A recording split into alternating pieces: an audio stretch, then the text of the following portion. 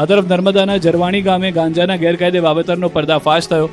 ખેતરમાંથી 357 kilo છોડ અને 32 kilo 500 ગ્રામ લીલો ગાંજો મળ્યો. મકાનમાંથી 5 કિલો સૂકો ગાંજો પણ ઝડપાયો. પોલીસે 18,75,000નો મુદ્દામાલ જપ્ત કર્યો છે. સુરેન્દ્રનગરના સાયલા ગામની સીમમાંથી 7 કિલોથી વધુ સૂકો ગાંજો ઝડપાયો છે. પોલીસે અંદાજે 3,95,000નો જથ્થો કબજે કરી આરોપીની ધરપકડ કરી હતી. બીજી તરફ ગીર સોમનાથમાં દૂધની ગાડીમાં બિયરની હેરાફેરીનો પર્દાફાશ થયો. દીવથી પરત ફરતી દૂધની ગાડીમાંથી બિયરની પેટીઓ મળી. પ્રાચી નજીક પોલીસે દૂધના વાહનને અટકાવ્યું, જેમાં તપાસ કરતા દારૂની હેરાફેરીનો પર્દાફાશ થયો. પોલીસે એક આરોપીની અટકાયત કરી. આમ ભાવનગરમાં દારૂકાંડ બાદ પોલીસે રાજ્યભરમાં નશામાં સોદાગરો પર તવાઈ બોલાવવાનું શરૂ કર્યું છે. રાજ્યમાં 4 પગનો આતંક યથાવત. સુરતમાં શ્વાનનો હુમલો. પંચમહાલમાં દીપડાએ ઘરમાં ઘૂસી બકરાનો શિકાર કર્યો. સુરતમાં શ્વાનના આતંકની વધુ એક ઘટના સામે આવી છે. પર્વત પાટિયાની રાજ રેસિડેન્સીમાં એક શ્વાન અચાનક સ્થાનિક પર તૂટી પડ્યો. શ્વાનને ભગાવવાનો પ્રયાસ કરવા છતાં તે સતત કરડવા દોડતો રહ્યો અને કૂદકા મારી બચકા ભરતો રહ્યો. ગભરાયેલા સ્થાનિકે શ્વાન પર પ્રહાર કર્યા, છોડાવવાનો પ્રયાસ કર્યો, ખુરશી વડે ફટકા માર્યા, છતાં શ્વાન જાણે સ્થાનિકના લોહીનો તરસ્યો બન્યો હોય તેમ હુમલા કરી રહ્યો હતો. સમગ્ર ઘટનાના સીસીટીવી સામે આવ્યા. શ્વાનના આતંકને લઈને સ્થાનિકોમાં ભયનો માહોલ છે. સ્થાનિકોનો આક્ષેપ છે કે પાલિકાનું રસીકરણ અને ખસીકરણનું આયોજન માત્ર ચોપડા પર જ છે. શ્વાનના આતંક સામે તાત્કાલિક કાર્યવાહી કરવાની માંગ કરવામાં આવી છે. બીજી તરફ પંચમહાલમાં દીપડાના આતંકથી ગ્રામજનોમાં ભય ફેલાયો છે. ઘોગંબા તાલુકાના ગજાપુરા ગામમાં મળસ્કે દીપડો ઘરમાં ઘૂસી આવ્યો. ઘરમાં બંધેલા 4 બકરામાંથી 3ને દીપડાએ ફાડી ખાધા અને એક બકરાને જીવતો લઈ જઈ જંગલ તરફ ભાગ્યો. દાવો છે કે આ દરમિયાન એક મહિલા ઘરમાં જ ઊંઘતી હતી. દીપડાને જોઈને તેણે ગોદડામાં છુપાઈ જવા જીવ બચાવ્યો હતો.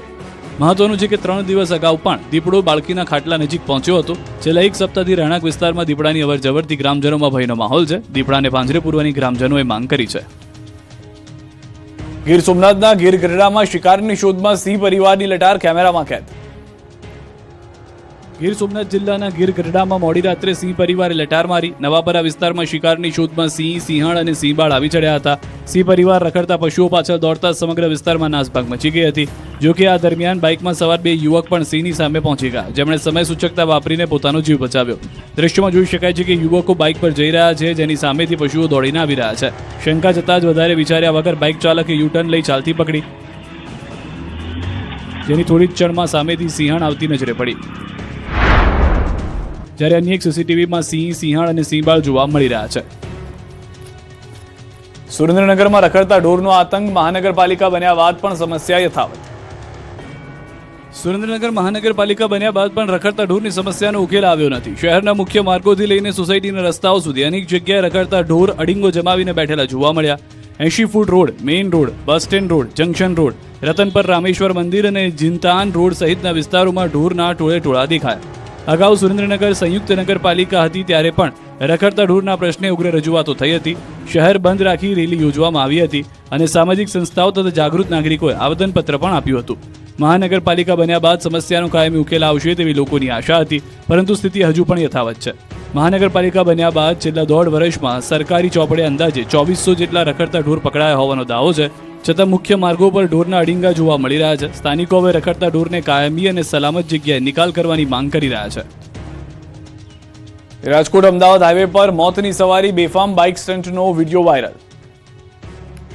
રાજકોટ અમદાવાદ નેશનલ હાઈવે પર બાઇક સ્ટન્ટના જોખમી કરતૂતનો વિડીયો વાયરલ થયો છે. હાઈવે પર કેટલાક બેફામ તત્વો ખુલ્લેઆમ જીવના જોખમે બાઇક સ્ટન્ટ કરતા જોવા મળી રહ્યા છે.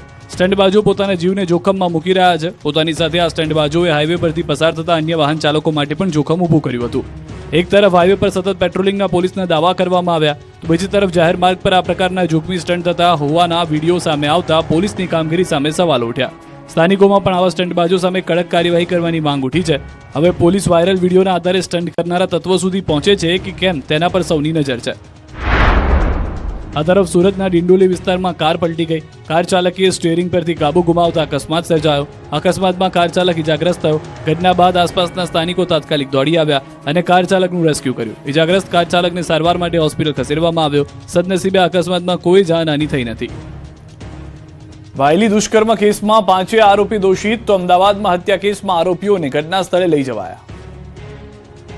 વડોદરાના બહુચર્ચિત ભાયલી સામૂહિક દુષ્કર્મ કેસમાં કોર્ટનો મોટો ચુકાદો આવ્યો છે. વર્ષ 2024ની નવરાત્રી દરમિયાન બનેલી આ અમાનુષી ઘટનામાં કોર્ટે તમામ 5 આરોપીઓને દોષિત જાહેર કર્યા છે. આગામી 25 ઓગસ્ટે તમામ આરોપીઓને સજાનું એલાન કરવામાં આવશે. મહત્વનું છે કે નવરાત્રીના બીજા નોરતે ભાયલી વિસ્તારમાં સામૂહિક દુષ્કર્મની ઘટના બની હતી. આ કેસમાં કુલ 45 સાક્ષીઓની જુબાની લેવામાં આવી. કોર્ટમાં રજૂ કરાયેલા સીસીટીવી અને ફોરેન્સિક પુરાવા પણ મહત્વના સાબિત થયા. હવે આરોપીઓને કડકમાં કડક સજા મળે તેવી માંગ ઉઠી છે. બીજી તરફ અમદાવાદના સુભાષ બ્રિજ સર્કલ પાસે થયેલી હત્યા મામલે પોલીસે આરોપીઓને ઘટના સ્થળે લઈ જઈ પંચનામું કર્યું. પોલીસ ઘટના સ્થળે લાવી ત્યારે આરોપીની ચાલ બદલાયેલી જોવા મળી. આરોપી માંડ ચાલી શકતા હોવાનું નજરે પડ્યું. મહત્વનું છે કે અંગત અદાવતમાં અજય સાલ્વી નામના યુવકની હત્યા કરવામાં આવી. હત્યા બાદ પોલીસે સમગ્ર મામલે તપાસ હાથ ધરી. હવે આરોપીઓને સાથે રાખીને ઘટના સ્થળનું પંચનામું કરવામાં આવ્યું છે. પોલીસે હત્યા પાછળના કારણો અને સમગ્ર ઘટનાક્રમ અંગે વધુ તપાસ હાથ ધરી છે. અમદાવાદમાં રેસ્ટોરન્ટના કિચન હવે ગ્રાહકો સામે રહેશે. રસોડામાંથી સીસીટીવી લગાવી લાઈવ ફીડ દર્શાવવા એએમસીનો આદેશ. અમદાવાદમાં ફૂડ સેફટીને લઈને એએમસીએ મહત્વપૂર્ણ નિર્ણય લીધો છે. શહેરના 11,123 રેસ્ટોરન્ટ અને ફૂડ બિઝનેસ ઓપરેટર્સને એએમસીના ફૂડ વિભાગે ઈમેલ મારફતે સૂચના આપી છે. હવે રેસ્ટોરન્ટના કિચન વિસ્તારને સીસીટીવીથી કવર કરવાનું રહેશે. સતત કિચનની લાઈવ કામગીરી ગ્રાહકો જોઈ શકે તેવી વ્યવસ્થા કરવાની સૂચના આપી છે. રિસેપ્શન અથવા ગ્રાહકો બેસે તેવી જગ્યાએ કિચનનો લાઈવ સીસીટીવી ફીડ દેખાય તેવી વ્યવસ્થા કરવાની રહેશે. આ પહેલનો હેતુ ગ્રાહકોને સ્વચ્છતા અને ફૂડ સેફટીની કામગીરીમાં વધુ પારદર્શિતા આપવાનો છે. કિચનની સફાઈ, ફૂડ હેન્ડલર્સની વ્યક્તિગત સ્વચ્છતા, કાચા અને તૈયાર ખોરાકને અલગ રાખવા તેમજ યોગ્ય સ્ટોરેજનું પાલન કરવું પડશે. પીવાનું અને ફૂડ પ્રિપરેશન માટે સલામત પાણી, પેસ્ટ કંટ્રોલ, કચરાનો યોગ્ય નિકાલ અને વાસણોની નિયમિત સફાઈ પર પણ ભાર મુકાયો છે. નિયમોના ઉલ્લંઘન સામે કાયદેસરની કાર્યવાહી થશે. ગંભીર અથવા વારંવારના ઉલ્લંઘનમાં લાયસન્સ રદ કરવા અને એકમ સીલ કરવા સુધીની કાર્યવાહી થઈ શકે છે. સિદ્ધપુરમાં ખાદ્ય તેલમાં ભેળસેળની આશંકા, 14,000 કિલોથી વધુ શંકાસ્પદ તેલ જપ્ત. પાટણના સિદ્ધપુર જીઆઈડીસીમાંથી 22,37,000 રૂપિયાનો શંકાસ્પદ તેલનો જથ્થો ઝડપાયો. ખાદ્ય તેલમાં ભેળસેળની આશંકાએ મોટી કાર્યવાહી કરવામાં આવી. પાટણ એલસીબીએ બાતમીના આધારે પ્લોટ નંબર 23 સ્થિત ગામી એગ્રો ઇન્ડસ્ટ્રીઝમાં દરોડા પાડ્યો. દરોડા દરમિયાન 14,709 કિલોગ્રામ શંકાસ્પદ તેલનો જથ્થો ઝડપાયો, જેની કિંમત આશરે 22,37,000 રૂપિયા હોવાનું સામે આવ્યું.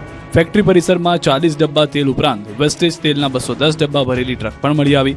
આ વેસ્ટેજ તેલ ક્યાંથી આવ્યું અને તેનો ઉપયોગ ખાદ્ય તેલમાં ભેળસેળ માટે થતો હતો કે કેમ તે અંગે સવાલો ઉઠ્યા છે. સમગ્ર મામલે ફેક્ટરી માલિક સામે કાર્યવાહી હાથ ધરવામાં આવી છે. બીજી તરફ સોયાબીન તેલ સહિતના નમૂના લઈ લેબોરેટરીમાં પૃથ્થકરણ માટે મોકલવામાં આવ્યા છે. હવે લેબ રિપોર્ટ આવ્યા બાદ જ તેલમાં ભેળસેળ થઈ હતી કે નહીં તેને લઈને હકીકત સામે આવશે. જોકે ફેક્ટરી પક્ષે તમામ આરોપોને ફગાવ્યા છે. કર્મચારીનો દાવો છે કે ફેક્ટરીમાં કોઈ પણ પ્રકારની ભેળસેળ કરવામાં આવતી નથી અને સીલ કરાયેલો જથ્થો વેસ્ટેજ માલ છે, જેનો ઉપયોગ સાબુ બનાવવામાં થવાનો હતો. ફૂડ પોઈઝનિંગથી બાળકીના મોત બાદ સુરત તંત્ર એક્શનમાં, રેસ્ટોરન્ટ સીલ કરાઈ. સુરતમાં ફૂડ પોઈઝનિંગથી 5 વર્ષની બાળકીના મોત બાદ હવે તંત્ર એક્શન મોડમાં આવ્યું છે. વરાછામાં આવેલા શીતલ રેસ્ટોરન્ટને પાલિકાએ સીલ કરી દીધું છે. દૂષિત ખોરાકના લેબોરેટરી રિપોર્ટ બાદ પાલિકાએ આ કાર્યવાહી કરી છે. ફૂડ પોઈઝનિંગની અસરથી પરિવારના અન્ય સભ્યો પણ બીમાર પડ્યા હતા. સમગ્ર મામલે તપાસ તેજ કરવામાં આવી છે. માત્ર રેસ્ટોરન્ટ સામે જ નહીં પરંતુ ફરજમાં બેદરકારી બદલ આરોગ્ય વિભાગના 2 અધિકારીઓને પણ કારણદર્શક નોટિસ ફટકારવામાં આવી છે. નાયબ આરોગ્ય અધિકારી મહેન્દ્ર પટેલ અને ચીફ ફૂડ સેફટી ઇન્સ્પેક્ટર બ્રહ્મભટ્ટને શોકોઝ નોટિસ આપવામાં આવી છે. બંને અધિકારીઓ પાસેથી ખુલાસો માંગવામાં આવ્યો છે. બીજી તરફ સુરતની પ્રખ્યાત ખાઉદરા ગલીમાં ફૂડ વિભાગે અચાનક ચેકિંગ હાથ ધર્યું. લારી ગલ્લાથી લઈને દુકાનો સુધી ખાદ્ય સામગ્રીની ગુણવત્તા અને સ્વચ્છતાની તપાસ કરવામાં આવી. તપાસ દરમિયાન ગંદકી જોવા મળતા સ્થળ પર જ કચરો દૂર કરવાઈ નાશ કરાયો. નિયમોનું પાલન નહીં કરતી દુકાનો સામે સીલ કરવાની તજવીજ હાથ ધરાઈ. આ ઉપરાંત ખાદ્ય સામગ્રી પેકિંગ અને પીરસવા અને ન્યૂઝપેપરનો ઉપયોગ કરતા વેપારીઓ માટે પણ કાર્યવાહી કરાઈ છે. નિયમ વિરુદ્ધ વેચાતી ખાદ્ય સામગ્રીનો જથ્થો જપ્ત કરી સ્થળ પર જ નાશ કરવામાં આવ્યો. બાળકીના મોત બાદ સુરતના ફૂડ વિભાગની કામગીરી હવે વધુ આક્રમક બની છે. મેળાને લઈને ગુજરાતમાં તંત્રની દોડધામ, સરદારમાં મંજૂરી વિનાની રાઇડ્સ બંધ કરાવાઈ. સૌરાષ્ટ્રમાં શ્રાવણી મેળાનો ધમધમાટ શરૂ થયો છે. જો કે આ પહેલા બેદરકારીના દ્રશ્યો પણ સામે આવ્યા. રાજકોટના સરદાર મેળામાં મંજૂરી વિના જ રાઇડ શરૂ કરી દેવાય, જે બાદ તંત્ર દોડતું થયું. બીજી તરફ રાજકોટ અને જામનગરમાં મેળાની તૈયારીઓ શરૂ કરી દેવાઈ છે. રાજકોટના સરદાર ગામે તંત્રની મંજૂરી વિના ખાનગી મેળો ચાલી રહ્યો હોવાના આક્ષેપો સામે આવ્યા. ટીઆરપી ગેમ ઝોન અગ્નિકાંડ બાદ સરકારની કડક એસઓપી હોવા છતાં છેલ્લા 2 દિવસથી મેળામાં વિવિધ રાઇડ્સ ધમધમી રહી હતી. જાગૃત નાગરિકે રાઇડ્સના વિડીયો સોશિયલ મીડિયા પર વાયરલ કરતા તંત્ર હરકતમાં આવ્યું. સ્થાનિક પોલીસે તાત્કાલિક કાર્યવાહી કરી મંજૂરી વિના શરૂ કરાયેલી રાઇડ્સ બંધ કરાવી. મેળામાં ટિકિટ બારી પર પોલીસ બંદોબસ્ત પણ ગોઠવી દેવાયો. મંજૂરી નહીં મળે ત્યાં સુધી રાઇડ શરૂ નહીં કરવાની તંત્રએ સ્પષ્ટતા કરી. રાઇડ્સ બંધ થતા આયોજકોને રાઇડ્સ વિનાનો મેળો શરૂ કરવાની ફરજ પડી હતી. બીજી તરફ રાજકોટમાં આગામી લોકમેળાની તૈયારીઓનો ધમધમાટ શરૂ થયો છે. 2 સપ્ટેમ્બરથી 6 સપ્ટેમ્બર સુધી યોજાનારા મેળામાં કુલ 228 સ્ટોલ રાખવામાં આવ્યા છે. રાઇડ્સની એસઓપી મામલે કોઈ બાંધછોડ નહીં કરવામાં આવે. માર્ગ મકાન વિભાગ અને પોલીસ વિભાગની ચકાસણી બાદ જ રાઇડ્સને મંજૂરી આપવામાં આવશે. મેળાનું નામ પણ ટૂંક સમયમાં ફાઇનલ કરવામાં આવશે. તો જામનગરમાં મનપા દ્વારા પ્રદર્શન ગ્રાઉન્ડ ખાતે શ્રાવણી મેળાનું આયોજન કરવામાં આવશે. મેળા પહેલા જ મનપાની તિજોરીમાં 1,70,00,000 રૂપિયાની આવક થઈ છે. કુલ 43 પ્લોટમાંથી 39 પ્લોટનું ઓનલાઈન, ઓફલાઈન અને જાહેર હરાજીથી વેચાણ થયું છે, જ્યારે 4 પ્લોટ માટે કોઈ લેવાલ મળ્યો નથી. આવકનો ઉપયોગ શહેરના વિકાસ કાર્યો અને નાગરિક સુવિધા માટે કરવામાં આવશે. વડોદરામાં બસના દરવાજામાં ગળું ફસાતા બાળકનું મૃત્યુ. મહેસાણામાં લિફ્ટ